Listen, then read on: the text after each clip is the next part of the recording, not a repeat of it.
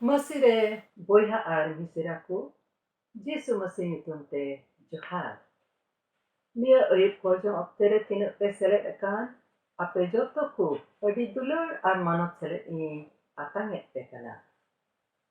Nia ăYUºKOEJONG okte pun nyamakat nyutum te, manangre Ishwar babain gunmanan Joharai kana, ar saute Santalia Council of Churches ren hoin Joharaku kana. Noa moj bondobos nyutum te. Seringku arge bada arya pahil ar dosa kalire menet kana. Bogi kana Prabhu gunmanau Joharai do. Ar ama nyutum or hetam chot utari. Ar ninda kore ama patiur chahitam. Nia oktere dela Ishwar orhei lagi bun sarhau sirinya. Sering dia kata do kana am emle din muncul akan.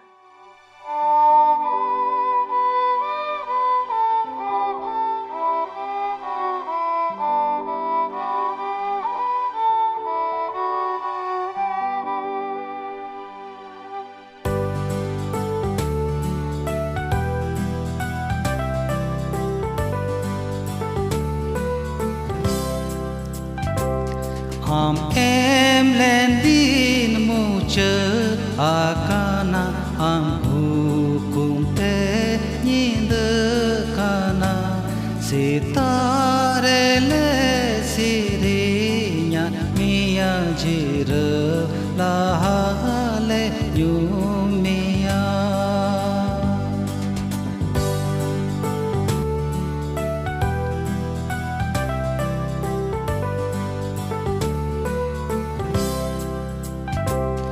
Amren ku gidra bin jepit jagwat te ku tahen kana marsal se dharti ajurote sering turang huyu kana.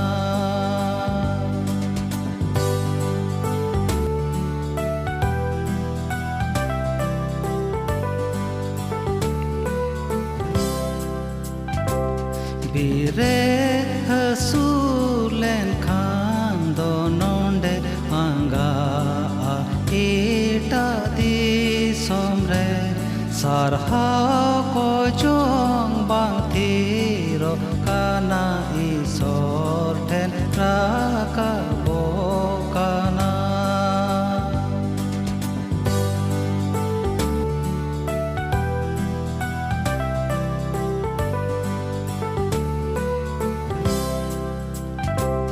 Jira jongkana bunyu tente pecimren ku biri doa nawa ebeno ku reskete mitalaku onhemia. KOEJONG aku. Sarhat mekanale serma bapatale tihin noon ang nyutum rehil milo lagi miten moj oktem Dumka nyutum te. Baba tihin noa nyum oktere tinuk do am telehe jaraukan amak daya kana. Cala paromen buta din re am da amak daya tenhi tulas ren doho akek lia. Ar joto lekana mer muhin kukhon am do rukia ren adakat lia. Ar amak daya alia jibon re inagi joto khon maranga. Daya baba nit niya oktere jiro lahare am chenle he ekana. Ama joto bugia punyutum te gulmanam Joharam lagi. Ar daya baba niya oktere ama kathakute dil ar dari nyam lagi. Daya baba de alea mon ku am chen or ar awil talene. Ar amden jiuria boro emalene. Nit baku kathale Udis ale gandona ona atang lagi anggi goro alene. Ale koi ghatiku tinak chala paramen din koile chikaket baba ona kodi daya kati itu kat talene ar serma bor bade emalene. Nia hopone hol KOEJONG atang me Babañ jan Prabhu Jisu Masih nyutum te. Amen. Masih re boyha miseraku. Dia ᱟᱹᱭᱩᱵ ᱠᱚᱡᱚᱝ ᱚᱠᱛᱮ ᱨᱮ ᱢᱤᱫ ᱜᱷᱟᱹᱲᱤ ᱤᱥᱚᱨᱟᱜ ᱠᱟᱛᱷᱟ ᱥᱮᱫ ᱛᱮ ᱡᱮᱢᱚᱱ ᱵᱚᱱ ᱩᱥᱠᱩᱨ ᱩᱪᱩ ᱟᱨ ᱟᱵᱚᱣᱟᱜ ᱡᱤᱵᱚᱱ ᱨᱮ ᱡᱮᱢᱚᱱ ᱫᱤᱞ ᱟᱨ ᱫᱟᱲᱮ ᱵᱚᱱ ᱧᱟᱢ ᱟᱨ ᱟᱸᱥ ᱛᱟᱦᱮᱱ ᱛᱟᱵᱚᱱ ᱚᱱᱟ ᱞᱟᱹᱜᱤᱫ ᱥᱚᱥᱛᱚᱨ ᱠᱷᱚᱱ ᱢᱤᱫᱴᱮᱱ ᱠᱟᱛᱷᱟ ᱵᱚᱱ ᱦᱩᱫᱤᱥ ᱟᱨ ᱵᱚᱱ ᱜᱟᱸᱰᱚᱱᱟ᱾ ᱥᱟᱹᱨᱤᱜᱮ ᱪᱟᱞᱟᱣ ᱯᱟᱨᱚᱢᱮᱱ ᱫᱤᱱ ᱨᱮ ᱟᱵᱚ ᱫᱚᱵᱚᱱ ᱟᱸᱡᱚᱢ ᱟᱹᱜᱩᱭᱮᱫ ᱠᱟᱱᱟ ᱪᱮᱫ ᱞᱮᱠᱟ ᱠᱳᱨᱳᱱᱟ ᱢᱚᱦᱟᱢᱟᱨᱤ ᱤᱭᱟᱹᱛᱮ ᱟᱵᱚ ᱫᱚ ᱟᱹᱰᱤ ᱢᱩᱥᱠᱤᱞ ᱚᱵᱚᱥᱛᱷᱟ ᱵᱚᱱ ᱵᱤᱛᱟᱹᱣ ᱟᱠᱟᱫᱟ᱾ ᱟᱹᱰᱤ ᱛᱮᱫ ᱜᱮ ᱵᱚᱛᱚᱨ ᱥᱟᱛᱟᱞᱟᱜ ᱵᱚᱱ ᱡᱤᱣᱮᱫᱚᱜ ᱠᱟᱱᱟ᱾ ᱟᱵᱚᱣᱟᱜ ᱡᱤᱵᱚᱱ ᱨᱮᱭᱟᱜ ᱨᱟᱯᱛᱟᱨ ᱫᱚ ᱨᱩᱠᱟᱣ ᱟᱠᱟᱱᱟ ᱟᱨ ᱟᱹᱰᱤ ᱞᱮᱠᱟᱱᱟᱜ ᱫᱟᱹᱱᱫᱤ ᱦᱩᱫᱤᱥ ᱟᱨ ᱪᱤᱱᱛᱟᱹ ᱠᱚᱛᱮ ᱵᱚᱱ ᱛᱮᱱ ᱟᱠᱟᱱᱟ᱾ ᱱᱚᱣᱟ ᱚᱠᱛᱮ ᱨᱮ ᱟᱵᱚ ᱫᱚ ᱚᱠᱚᱭ ᱴᱷᱮᱱ ᱠᱷᱚᱱ ᱜᱚᱲᱚ ᱵᱚᱱ ᱧᱟᱢᱟ? ᱚᱠᱚᱭ ᱴᱷᱮᱱ ᱵᱚᱱ ᱟᱸᱥ ᱫᱟᱲᱮᱭᱟᱜᱼᱟ?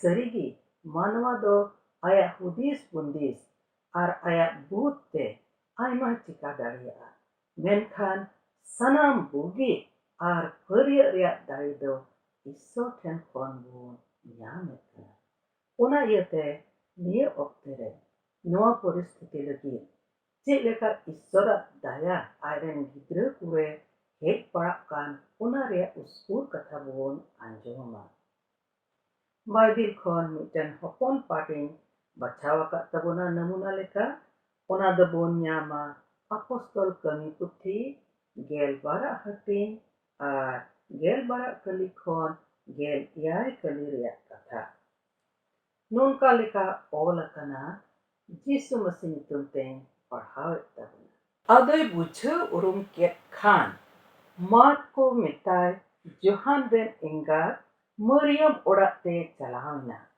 One okare aima hor ko jarwa akan ar ko KOEJOＮG kan tahekan.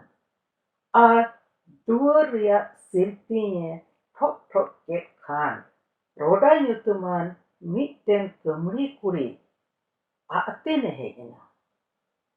Ar patrasya arange urum ked khan.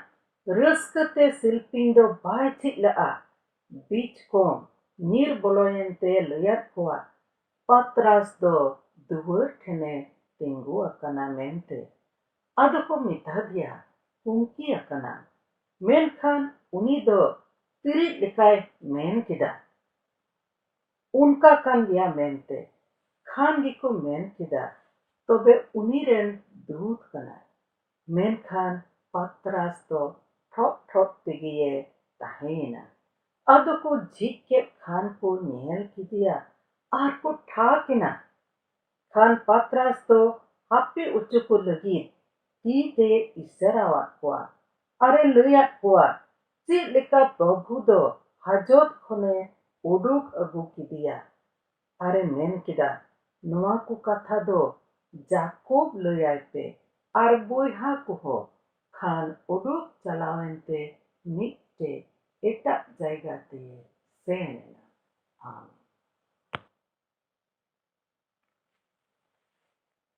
Noa part oka bon padhaw ke noa reyak good katha do kana biswas te issorak daya nyel hor. Issoren biswasi kudo bhorsa kate issor then ko KOEJONG kana. Ar biswas tulud issorak daya ko nyel horeda. Nonde bon anjom kida pahil Christian ko biswasi kudo Mariama orak re jarwa kate ko KOEJONG kana. Okte do nyida okte kana. Unkuak परिस्थिति reyak bon ari bandi lekhan ar noa part reyak laha sed ar tayam sed bon padhaw lekhan bon badai dareyak kana je ona do mitten botoranak परिस्थिति tahen kana. Un okte nawa biswasi ku okoy do Jisu ku atang akadi ar Jisu ku panjayedi kan tahen kan unku do muskil obostha reko tahen kana. Ar unku do gujuk botor te orak re sim bon se unkana okte hoku bitawe taikana one ukare doku KOEJOＮG kan taikan. Herod Raj do Jisuren boiri Jihudiku kusi ucuku lagi Jisuren cela Jakub doy mak god ucuki dia. Ar ona nyelte Jihudiku doku kusi ente.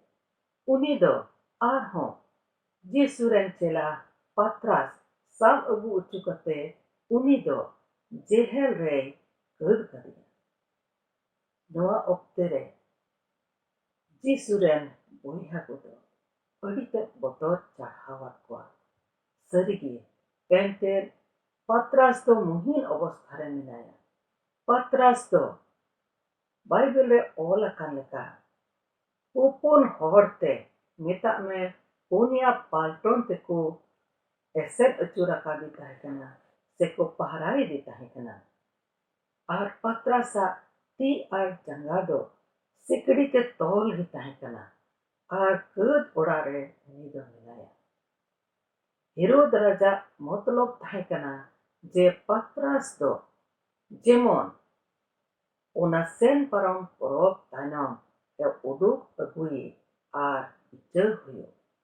Oi dare a uni lagi do muskila sasit ar gujuk sajay ho oi kuat. Menkhan node bon nyelet kana je unku biswasi kudo dira mon teku KOEJONG kana. Nuku biswasi ku okoi Jisuku anggota kati ar nuku celaku okoi do Jisu hukumku bataukan. Uni jiwet beri en Jisu Masih dari ko atkarakan ar unia marang hukum nyam kate bagi sombat pasnau lagi ku legio perawakan ar ko pocarekan. Nuku biswasi kudo akwa biswasre dir hoko tahina.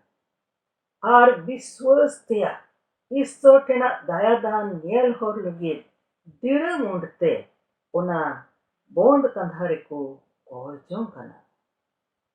Boihaku nonde bon nyelet kana je nukwa KOEJONG do anjomok kana. Istor do airen mitten dut Patras thene ol kidia ona kud orakte. He sarige nuku biswasi kudo tina lacar obosthare ko tahekana. Ente chin ho baku chika dareyak kana. Patras bancawe lagi dharti reyak unmarang power Herod Raja power ar ona khon chik lekate uni ko bancaw dareya. Uniya jiwi do chikateku rukhya dareyatakoa. Chikateku rukhya dareyataya. Ona lagi nuku do muskil dosa ko ekau kida. Menkhan Isor ten ukat aho bin letej atdo bang kana. Onate Isore pura puri ku gidina jamadina ku ar gotta ninda diramun teku KOEJONG kana. KOEJONG reyak jo lekate Isoren dut do Patrase birit kiriya kud orare.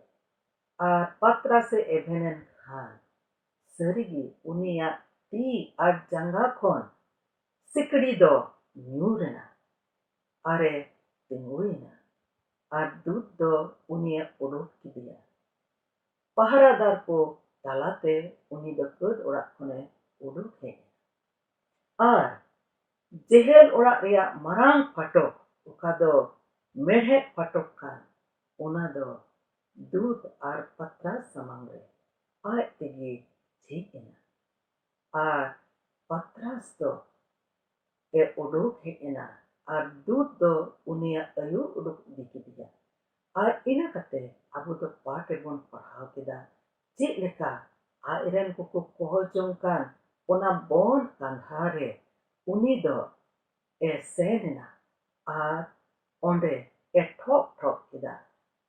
Ar chik leka uni kamri kuri roda do ona thok thok aten ke re patrasa arangnya anjong kita are badai kana patras kana mente benkan dur bai tik leda uni do raskate ni ruorena sida je uni do badai kida akwa KOEJOＮG ria ruor do nyama kana mente menkan ar kodo baku patiulena sida baku patiulena ente unko duku buj kida je nunkan asambhav kami do bang hoi dareyaga onate uni do tunki mente ko meta deya menkhan pir ko nyel kidia pir ko jik kida ar patras toy boloina sanam ko thakena sarigi boya ar misra ko noa do thak ar thar bhasa reya katha kan gya ente ishwara dari do hahara gya ar noa hahara marang kami yatigi bon nyel kida chek leka ishwara daya do unku ten sodorena chek leka bond kandha reya KOEJONG do anjomina ar patras do rukhi ucoi patras do airen biswasi boya misra ko buhawat ko chek leka ishwar do ar ishwaren dut do uni unag botorana keud orak khone uduk agu kidia mente are rukhia kalia masire boya ar misra ko noa do ona KOEJONG ria jo kana noa do ona biswas tia ishwara daya ne horia jo kana sarigi tihin abu ho unkan mitten botorana corona virus ria botor rebon jiwedok kana pahil Christian ko ukalekan botor ko jiwedok kan tahekan una khon abwa botor do bigar gya menkhan mitten do ina kan gya je unko ho biswas te ishwara daya lagi ko nyel hor kida ar tihin abu ho noa lockdown oktere apan apin gharonj rebon tahen kan re abwa gharonj khon ishwara daya bon nyel horek kana abwa gharonj rebon KOEJONG kana ar abwa gharonj re ishwar se abwa mon bon ulet kan tabuna jemon unia daya bon nyam ente sostore abu do uni marang ishwara marang daya bon nyela kada ar bon badaya kada udren Israel koren ini ishwar ge aburan ho ishwar kanai ona iyate abwa mer muhin oktere uni then khon gi abu do goro bon nyame kana abu then ini baba go katha menaa meneda ente ingi prabhu amren paphariai do mita me bugi do Exodus gel mone hati bargel turui ayatre noa ola unate Bible metabon kana ishwar then surup pe khan uni do apethene surua Jacob chithi puna hati gel hakale kukli rakap kana chek lekate bon sewa dewa dari kia chek lekate ishwar then bon surua niya oktere jarwa ria muskila mena tabuna hegi menkhan apan apin orak re ishwar gun manao joharai ar uni then abwa arji kubun saman ar uni then bon jamaro noa do abwa dayik kana abu do Jesu Masih abwa gharonj rebon neutaeya ar onde unia helmel re hahara daya abu do gharonj rebon nyama disom rebon nyela gota dharti re mite ferao ar bugia dobon nyela ente go katha bon anjom kida ishwar ini ishwar udren ishwar do aburen bugi ishwar kana rog bikin khon ar abo gharonj re mena ruwa hasu ku khon ho uni do e bogi het bun kana Jisu Masih aburen babanca do abu saw hil melo emeneda jaha tina abu do abu gharonj kurigi mina bon ar barhe babon dana bada daria kan Sorkar bahadura hukum abuak boleh lagi okatak bon nyamaka jemon rog bigi hukot banca bon tahen una hukum batau tuluj abu do gharonj kore mina bonre aburan Prabhu Jisu Masih bon neutariya uni do abu ten abuak bon kandhare bolo lagi jirgi minaya Jisu Masih e menet kana nyel me duwar thani tingwa kana haring thok thomeda jahan ki inya arang anjom te duware chit lekhan uni thini boloa uni telu in kidogoa ar uni do in tulu ola kana johan sodor tesara hatin ar bar kena tulide noa do as ar dil ema bon lagi katha kana tihin gharonj KOEJOＮG khon Isor ten Jisu nyutum timbun KOEJONG man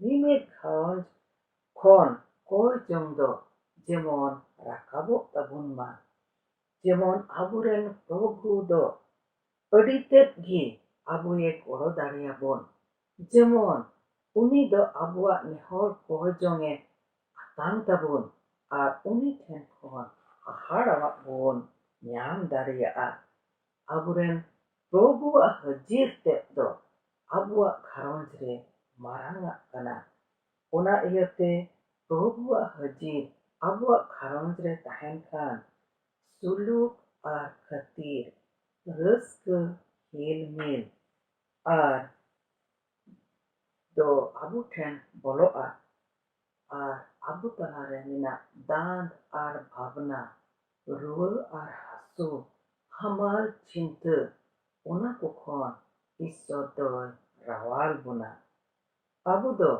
herak ar bugi okte bon nyama abu do tihinyak namuna khon okabon anjom ke biswaste Isorak daya nyel hot ona do niya sant oktere abu ho abuak gharonj khot ona bon nyel hor daria eken abu iskar lagi to bang menkhan gota disom re lagi ar he gota dharti re lagi Isorak daya bon as daria ona do mimit gharonj khon rakabok kan oi binti hotete oi daria ona iate boya ar misraku tihinyak noa part sete bon usku ucuk kana ar Isorak daya bon as jong kana jemon jaugi abu minit pudo biswaste Isorak daya bon nyel ho KOEJONG te Isa baba do noa kathai horak tabun ma ar abu minit kohoy bor un dela bon KOEJONG daya ar mayate pere aleren serma baba tale nit niya oktere amden gidra kutam am ten adin indhan mon delehe ekana ama janga butakin ten baba alaya dosa ko am tenda agu ekana baba amdo niya oktere ale nimit kum nyele lekana cik leka noa mahamari ihate ale do alaya mon ontore kutu botor paraw ka lea cik leka noa khatir te ale do adi lekana hamala tele tena kana ar cinta ar bhavna ar unkate alaya suluk khatir ar nirai do ar kana daya baba ando chor se makhon jotom nyelet kana tinuk do hor bire ku dukok kan unku hom gora sep kwa ar tinuk gharonj khon KOEJONG rakabok kan onam anjomet kana tinuk thaire am nyutum te KOEJONG huyuk kan onam anjomet kana ar amdo goro wale lagin ama un thakum samamet kana daya baba sarige ale manwa ku adi tele bakuri gya menkhan ama daya dular ona do adi ale lagin adi marangat kana ona iyate baba ale nehor KOEJONG kana de ale talakon noa muskilana rob ocho sahar me bare daya baba ar onka lekate mitte niroi ar sulukana din emal me bare baba amdo amren gidraku jawgi ama daya yang dul ulokaku kana tihin ona daya le nyel horeda biswas te daya le nyel horeda jemon baba ama daya le nyamte bugi din ku ar piraw kan din ku le nyam daria baba ni okterele KOEJOŞ kana tino do gharonj kore ruwa hasu kore menak ku ar am ten ku KOEJOŞ ka unku goro kune tino do bhabna ar dandire menak ku unku ar dandi ko halang ar tino do mon sekte hamal obosthare menak ku baba ona hamal bujharawal takune tino do baba aleren gidra ku ar juan ku akwa nungkana obostha iete hadosar udosre menak ku baba unku goro akume ar unkuat jibon re ona raftar akuine jemon mitten raskate akwa jibon re ko lahadi daria daya baba unkage minit mandiren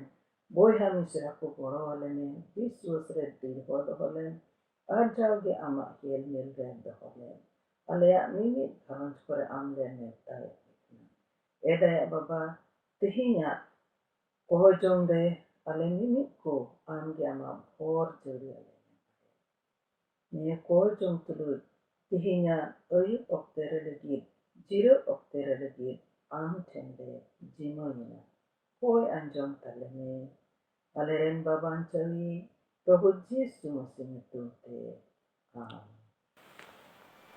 Joto ko